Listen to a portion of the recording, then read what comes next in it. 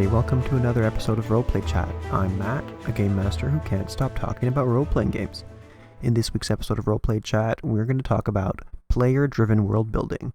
Worldbuilding is something that I've always been really passionate about, and I'm joined by Rio from the Tabletopped team to talk about it, especially from a player-driven perspective, which I think will be a lot of fun.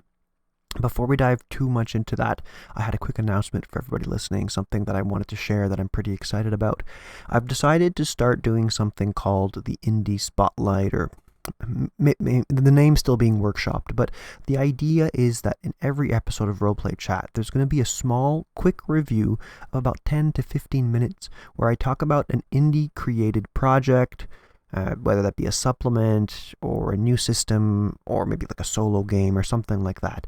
But the idea is to supplement the conversations that we're having here on the show, to also be encouraging you to try new games, to check out new things, and to kind of see what my experience is playing these new games. So stay tuned. That's going to start probably as of next episode. So in 2 weeks' time, and it's going to be part of the free episode. So even if you're not a Patreon subscriber, you'll be able to listen to that little, indie spotlight or system showcase or something like that. So without further ado, let's dive into today's episode about world building from a player's perspective. I hope you enjoy it.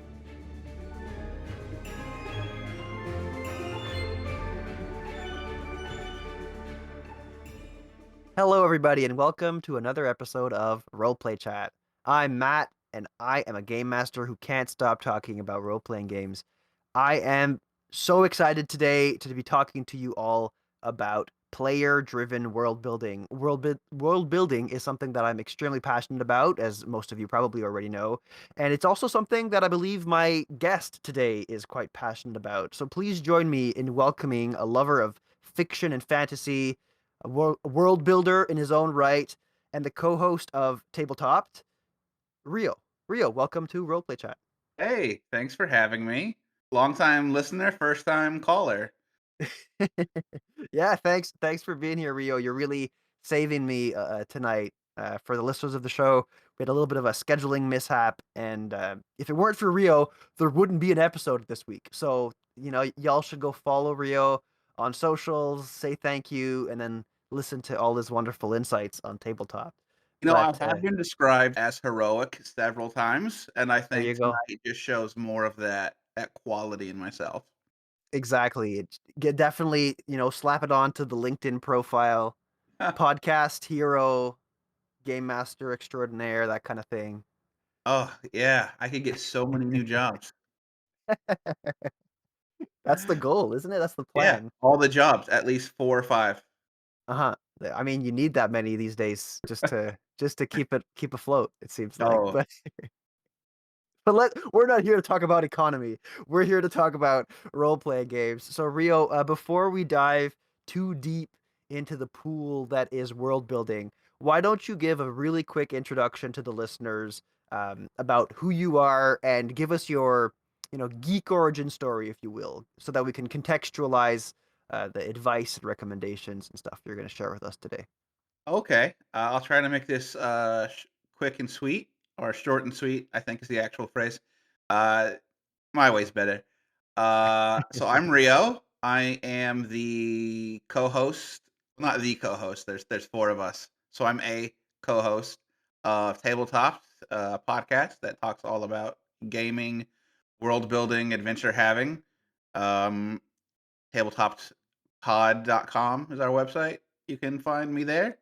And my geek origin, I was a quiet child. My first world that I ever created was with a bunch of Burger King toys from The Lion King back in Nice. '93 with construction, cardboard tubes, construction paper, various G.I. Joes. Just built a little map, started having continuous ongoing stories in my bedroom. And then in high school, I had a mythology class that one of our final project was create a mythology, creation myth, pantheon of gods, and a destruction myth that was Coronor, my mythology final project, and that is the world that I've still been building and am playing in today with my co-host over at Tabletop and with many other people. Cool. That's cool. I'm impressed that you're still plugging away at the same world. Shows dedication. Heroic It and takes dedicated. It's it's dedication, it's procrastination, it's perfectionism, and constantly starting over. I love that. I love that. Yeah. Well, yeah, I'm really excited then and eager to see if and how players and the people that you've played games with have impacted Coronor. So maybe that's a good place to start. When you do world building, Rio, to what degree is it like solo fun for you, and how much creative liberty do you allow your players to have when it comes to the world that they're in? Um, I love world building. It's like one of my favorite pastimes. I'm constantly thinking about my worlds and like the little elements of it. I was a huge biology nerd in college and high school, so like one of my favorite things is trying to figure out how the monster food webs would actually work in any given setting and Neat. figuring out if there's too many monsters, if they're too big, kind of what like the environmental hazards would be. I'm the only one who enjoys that, so that doesn't get a lot of play time. But that's but yes, you can find me probably with notebooks just writing. I just recently started a project where I'm writing a character's father's backstory just because I was like, I want to build this world and I need to know this guy's story a little bit more in it. So I'm 2,500 words into a project that has no point, just to just to know what one character's part of the world building part of everything was. Uh, so yeah, that's me. Totally on board to build and pitch anything. Now, how much control or leeway do I give my players to world build? This is actually a funny story. Um, I like to think that everyone can just build their characters the way that they want them to, and I'm totally going to let anything fly. Is what I would like to think about myself. When we first started our current D&D group, we were playing a game called the Gilded Canaries, and it was a guild. So we were like, okay, every time the guild has a job, we would switch DMs and someone else could run that job. And it was the world that I built, Coronor, and I let friends of mine, Nick was one of them, our friend Sean, who's been on the podcast a couple of times. We would rotate through these folks' DMs, and I absolutely hated everything that they did to my world so much that I stopped letting them take turns. So, in practice, I'm not as good as giving leeway as I am in theory. If Yeah, that that's answers that's your an interesting question at all. story. And I think that's brave of you. I wouldn't have given my world up to anybody. Yeah, don't. I've To learned that my degree. lesson. Yeah. What kind of changes? Can you remember what kind of stuff they did that made you be like, "No, stop. You're Um, ruining it." one of them, and I won't name names, was just literally taking things from the Forgotten Realms and putting it into my world. I was like, "I don't want you." He put a city called Faerun into, like I was like, "That is literally the name of the world. Like, that's you can't put it can't exist." Uh, and then another guy did an entire campaign where we, had to fight the Predator from the movie Mm, Predator. yeah, So, yeah. it was like, "Okay, this is not my vision. It's not where I saw a bunch of, franchise and published IPs coming into my world." So, yeah, had to put an end to that, do a little soft reboot. You mean so you didn't bring the alien too, so that the alien could then kill off the predator in your, like, bio web, and then What it'd be absolutely done. sucks is because I had the Marpox, which was literally, an extra world parasite that transmuted the blood and turned them into like, I already had it, but if you put predators in there, it ruined what I had done. Yeah, You have to yeah, be subtle when you steal from published works. You can't just do it yeah. outright. Yeah, that's funny. Cool, well, I agree with a lot of what you're saying, me personally, when I do my world building, there's a lot of stuff that I'm doing that's like this solo fun. It's like I'm just doing it because I want to do it, and my friends don't need to know the weather and patterns of the Caribbean portion of the world that we're playing in because we're never Oh, going there or you have a whatever, you weather know? map? Yeah, yeah, yeah, Send me yeah. your weather map. I would love to see how weather Well, works. there's a really really cool website. I might have mentioned it on the show before. Now I can't remember what it's called. Give me 1 second. It's like in Oh, my yeah. favorites. While you're looking, um, I drew out a world map years ago and showed it to my friend Rebecca, who is a weather nerd herself. And she literally looked at where the oceans were placed, where bodies of water were, and we made the temperate, the tropical. We predicted who would have like a wet, dry season versus the like 4 seasons that we have in the more temperate regions. We spent like Yeah, 2 or 3 hours just literally going, okay, there's no bodies of land here, so this whole strip of ocean is just going to be typhoon and hurricane heavy. that's It yeah, was that's exactly where I was going with this. So the website's called Asgar's Fantasy Map Generator.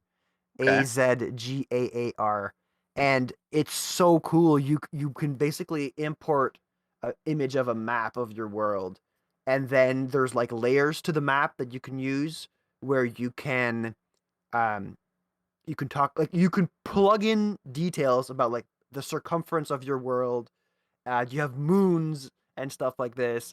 It defaults to like Earth, but you Oh can do yeah. that, and then you can add Köppen climate classification data like superimposed that the map generator will generate accurately based on like where mountain ranges are and where bodies of water are and stuff like Oh, that. I need It's that. it's really cool. It's Uh, really really cool. Let Um, me throw a question at you. When you're world building, do you actually try to figure out how many miles are between your landmarks so you know exactly like how much land you actually have to play with when building stuff up, like forest and grasslands and herding animals? yeah, I mean, hurting animals, I don't think about, but I definitely have What do your like predators a eat? scale. What do people hunt for food? You gotta have herds. Yeah, I mean, they're herds, but I don't get to that level of detail. I focus more on the climate zones are something that I really care about because it helps me like understand what resources would and wouldn't be available in the location, and then that helps me build the Mm. economy of that location.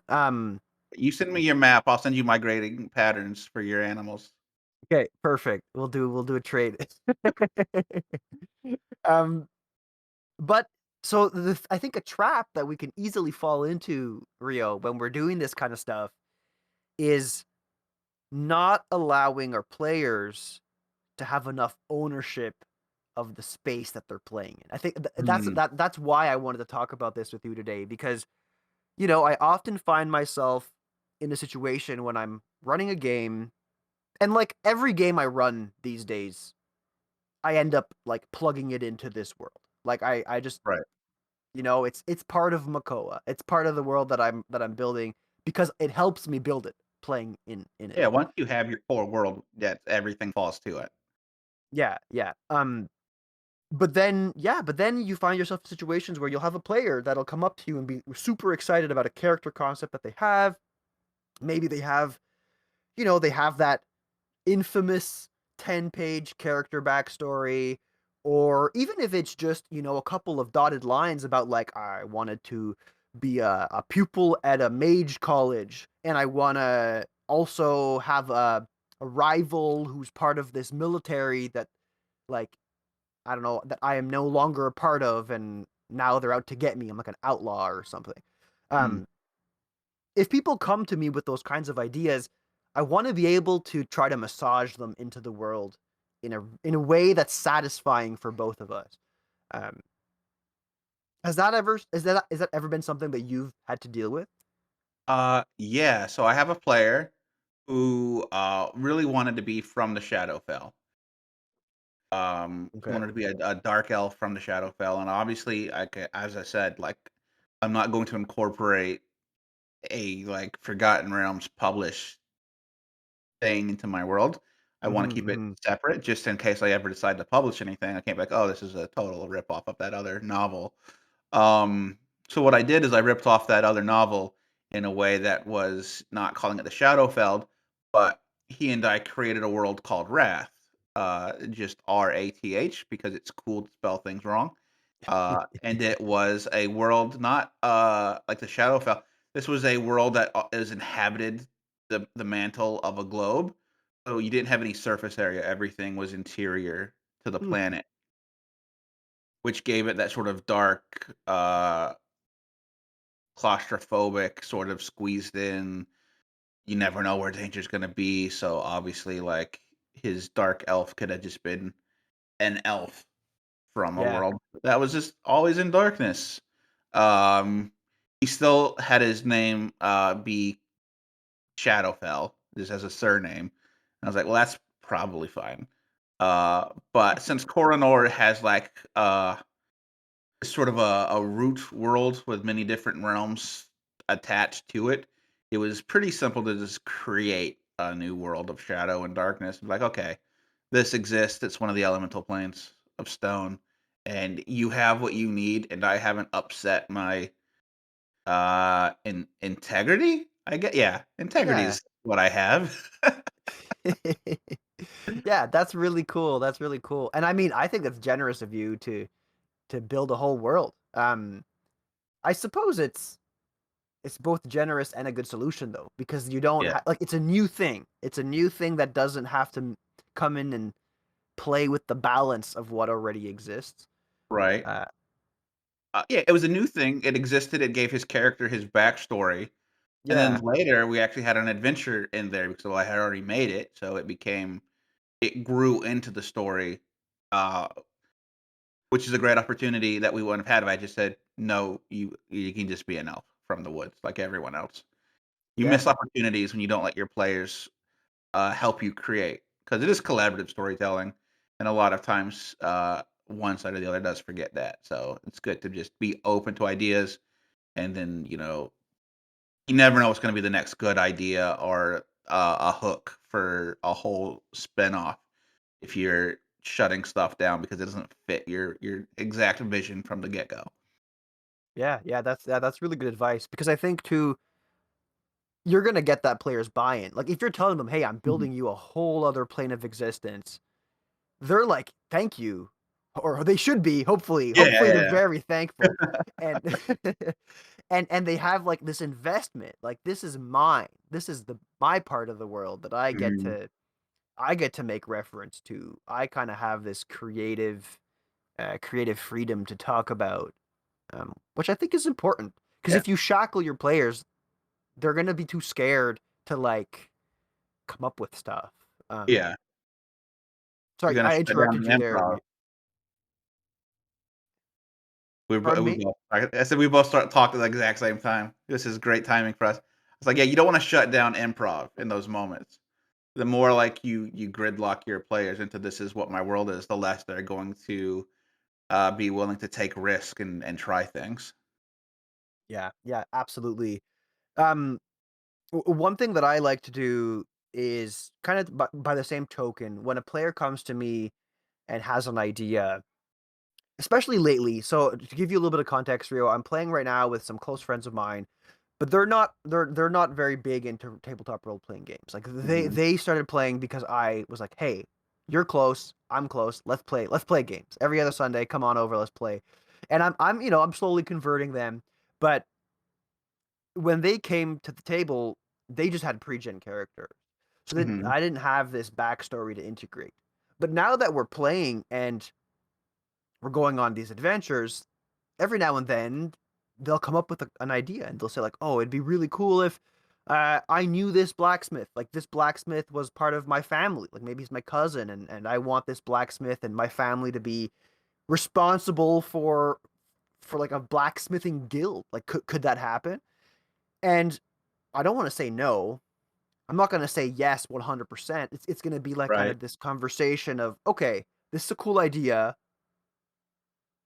but I can't have you, you know, be buddy buddies with the leaders of the biggest blacksmithing guild in the country that you're in. Like that I can't Exactly. do.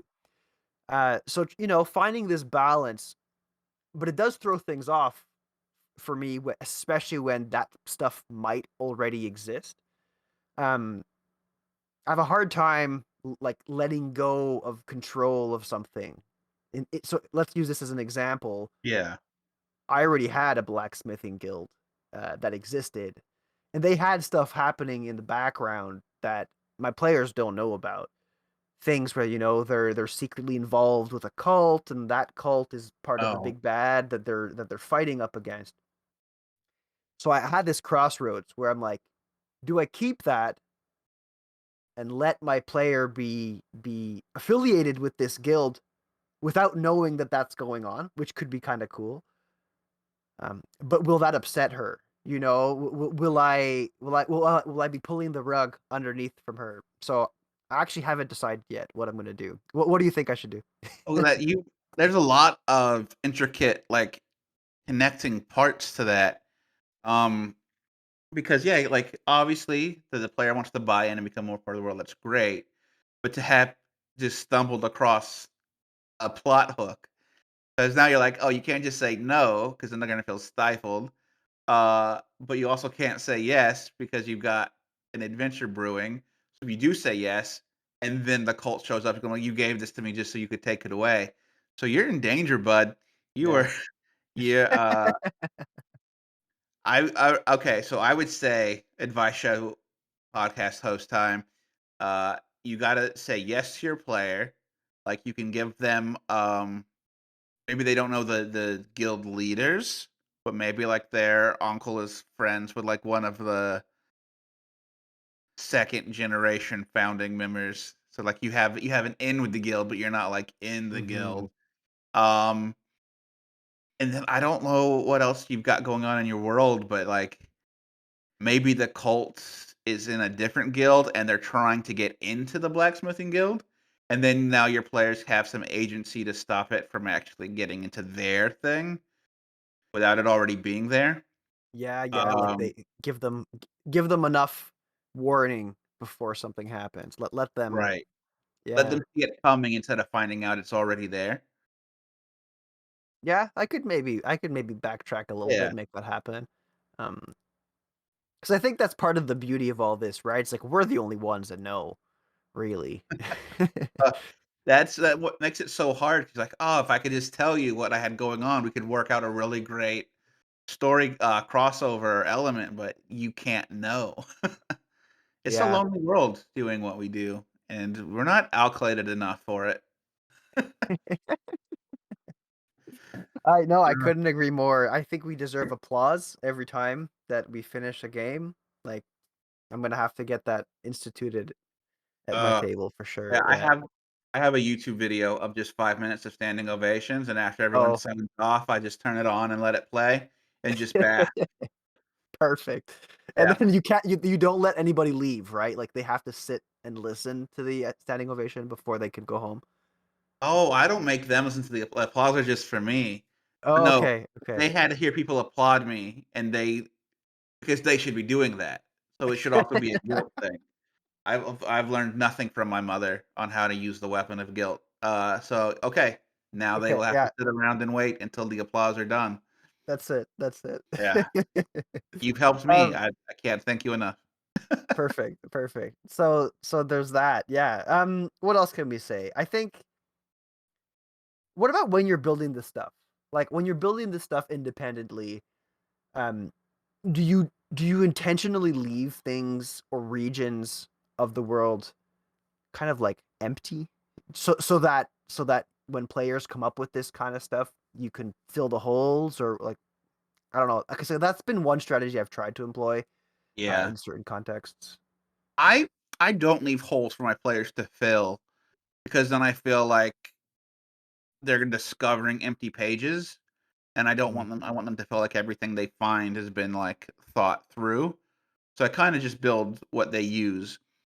But I think what is a really good system, and you can't do it the first time you play with a group, but if you have your own world, and you have a party, and you play them through an adventure or campaign, what you really get, the good stuff, the harvest, is when they make their second characters, and they've been playing in the world, and they've seen it, and they've thought of and now they have stuff to add from experience, Oh, and cool. that's when you Yeah. can start building in really fun stuff because then you're doing a time jump from your last campaign. So, like, "Oh, I want this family and this family." Okay, well, the 50 years, these families could have gotten in power and moved along, and it's not the world that I had. It's a time jump, and now you can collaborate more after your players have been in the world for a little while, I think. It's really hard and almost impossible, I would say, to be like, "I've made this world. What do you want to contribute to it?" Because Mhm. they don't know what you've done. They might have crazy, wild, straight out there ideas, because if you've built a Western sort of American frontier game and they come in, you're like, "Oh, what do you guys wanna have?" And you're like, I wanna be Dracula." It's like, "Oh, well, that we're gonna be in the desert and this and it doesn't," and now you have to tell them no and, like, start with like, just throw them your game world and then Mhm. play an even if it's like a short, just maybe like a 5, 6 session adventure, but now that they've in it, they've seen it, and then I think it's easier to ask for them to build and add to it, um, because now they're veterans of the world. They kinda know what it's like. They know what you've made and what you're looking for, and they can offer more things that are gonna be productive. So, give players time to exist in the world that you've created, and then open it up to players, like, wants and, suggestions. Yeah, that's actually super good advice, Rio. I hadn't considered that, but you're right. Most of the juiciest things that my players have come up with have always been after experiencing parts of Right. the world already. Um,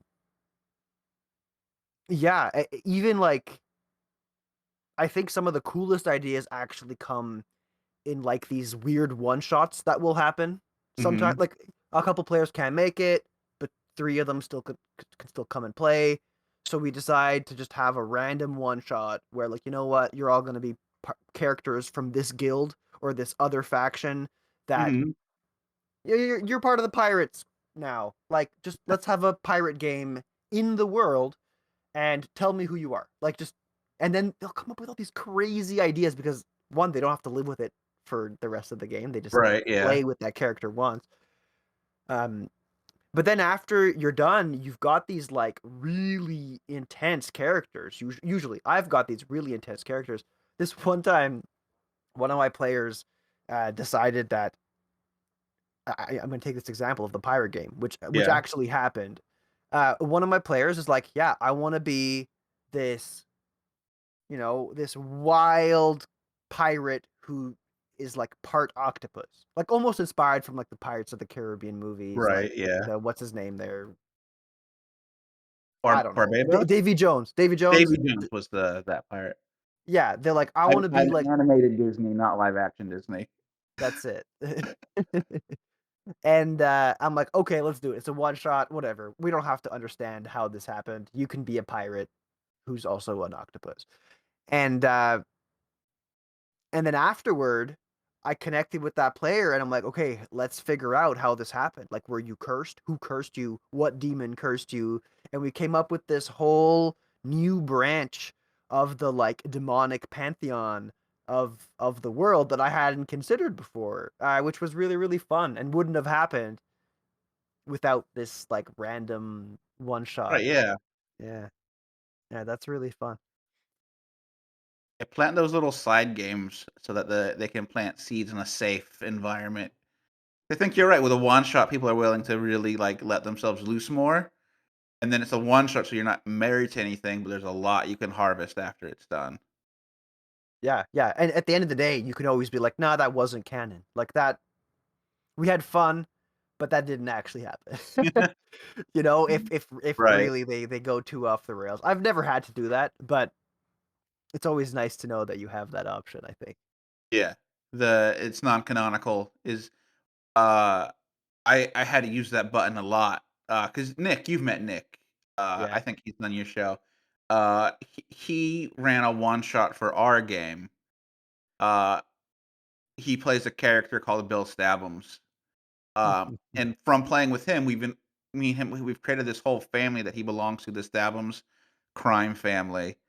And Nice. he wanted to do a one shot called The Tomb of Bill Annihilation, which every all of his offspring had got pulled because Bill had used his fortunes to build a death trap to test Oh which my one of god. his like great grand offsprings would be like worthy of his fortune. Um, but because it was like Bill and all of these kids that he had and like the other world I was constantly in every chat just like non-canonical, non-canonical. This is all non-canonical. That meme from Bob Burgers with Tina is teaching Bob about the equestronauts.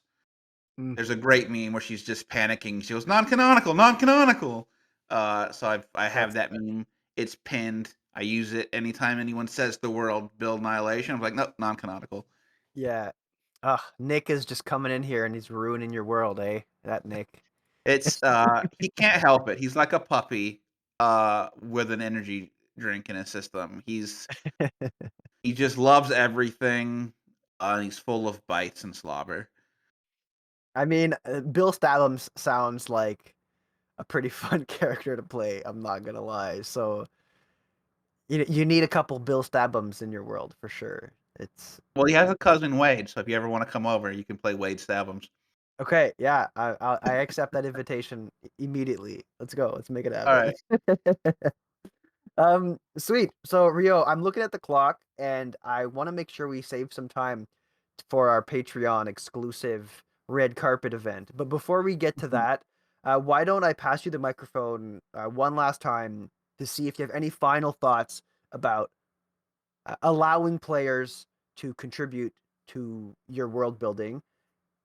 And, if you could give one piece of advice to somebody who might be unsure of how to do it, what would be your like number one takeaway for someone trying to help get their players involved and how to maybe lose some of that control a little bit?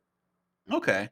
Well, I would say my number one piece of advice, if you want to let players help build your world, is really, really think about it and choose who you're going to let actually contribute. Because once you open that door, you can't just take it away.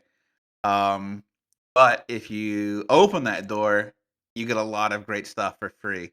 So it's worth doing, but it's worth doing right. Um, yeah, I hope Yeah, that that's really hits all solid the advice. criteria. Yeah, I mean, if I could have one follow-up question for you, and of course this will differ from person to person, but for you personally, how do you know that somebody can be trusted with the keys to your world? Oh god, I don't actually this is tough for me Yeah, because I play with 7 people. I love them all dearly. They're in my circle. They're real life friends. Um, none of them. I would let none of them touch my world with any sense of permanency.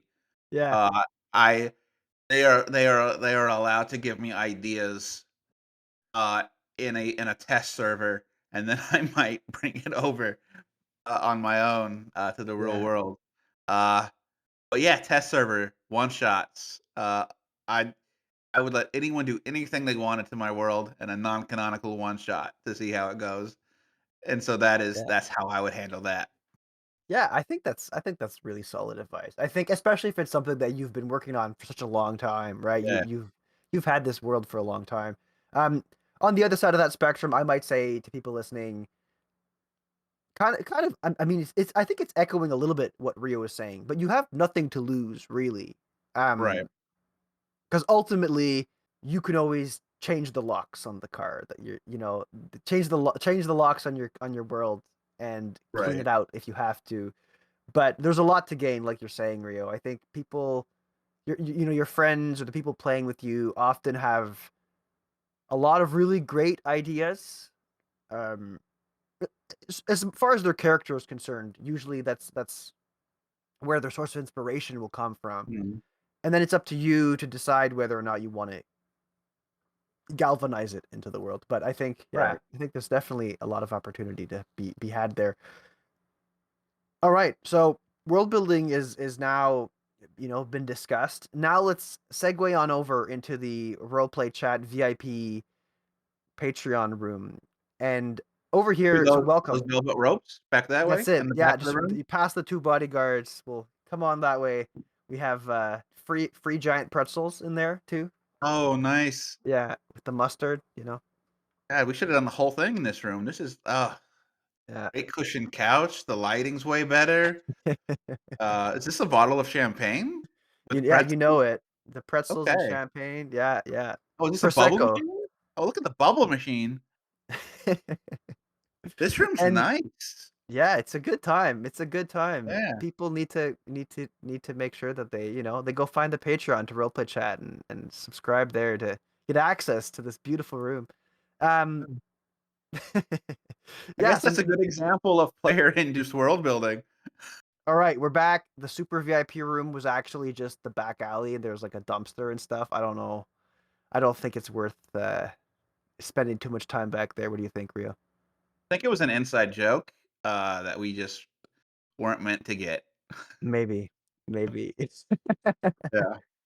But yeah, so we're here at the tail end of the show, and before we wrap up, I want to thank you, Rio, for being here to chit chat with Oh, me. thanks for having me. It was a pleasure.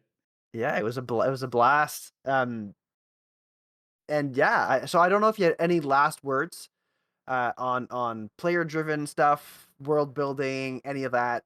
I'll pass you the microphone, and then before you do say goodbye, please remind everybody where they can listen to Tabletop, where they can find you on socials, and any other stuff you've got going on. Oh, yeah, I would say if you're a player, inject as much as you can. Eventually your DM will let you build stuff. That's just yours.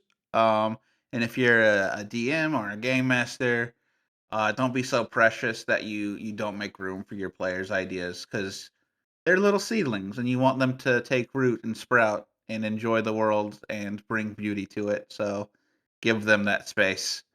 Um, yeah. So other than that, I've been Riho, co-host of Tabletop, a great podcast. If you want to hear more about people just playing games that they like and then talking about it on the radio, you can find us at tabletopgpod.com. All of our shows are there. You can also find us on Spotify, Apple Music. I think we're on all of the not all the Spotify, all the podcast hosting services. Nick's been great getting us platformed out. If you want to hear me occasionally post something once every 2 or 3 months, you can find me at Coronor. That's the at sign KORRENOR on Blue Sky, our Instagram. Those are the ones that I'm most active on. I do little doodles and I'll put them up sometimes. Sometimes I'll just have a great thought. But again, uh, your most best chance to hear my thoughts are on Tabletop every Monday. So I'll also tell you when we post because that'll be helpful. Yeah, every Monday new episodes go live, so we'll see you there. Yeah, absolutely. And I want to encourage everybody listening to go check out Tabletop. What Rio, Nick, and the gang over there are doing is not too dissimilar to this. So if you've enjoyed roleplay chat up until this point, you'll definitely enjoy Tabletop as well. So go check it out, give it a listen. And I think 2 or 3 weeks ago, I was on Tabletop talking to Nick about cliffhangers, if I'm not mistaken. So Oh yeah, definitely yeah. go check that episode out. It was a really fun chat, and then subscribe to it so you can listen to the rest. So yeah, that's been roleplay chat. Thank you, Rio, once again for being here. It was a pleasure. Thanks for having me. Great meeting you. Great talking. Yeah, likewise, likewise. We'll have to do that trade with our maps, and then I'll hold you to playing Bill Stabham's cousin, so people Oh from the yeah. podcast can look Let me know forward when to you're hearing. ready. We'll have Let's it. do We'll it. have it set up. All right. All Cheers, right. Rio, and bye everybody. Let's call it a chat. All right. Peace easy.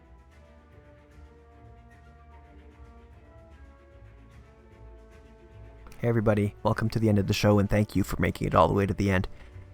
While we're here, I have a couple of thank yous to give out to folks. The first thank yous go to the Patreon subscribers of Roleplay Chat. That's Domil's Wondrous Works, and Jason over at Shadowmane. Thank you to both of you. I'd also like to thank Alex and Chase over at Pocketbard. Thanks guys for letting me use your beautiful music in the outro and intro of the show. And last but not least, I'd like to thank you, the listeners of Roleplay Chat.